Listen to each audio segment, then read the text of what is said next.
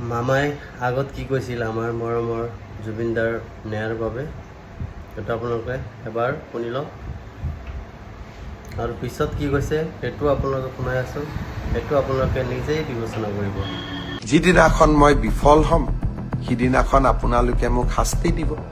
কিছুমানে কৈছে যে ২৬ত ভোট নিদিওঁ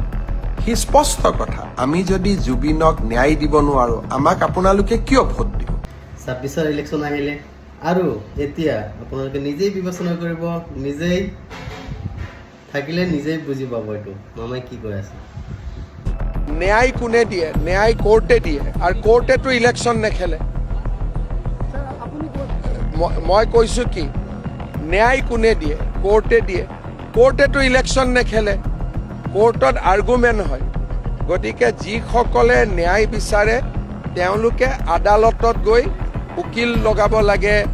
আৰু আদালতত ভাল আৰ্গুমেণ্ট কৰাব লাগে আমিও কৰাই আছো কিন্তু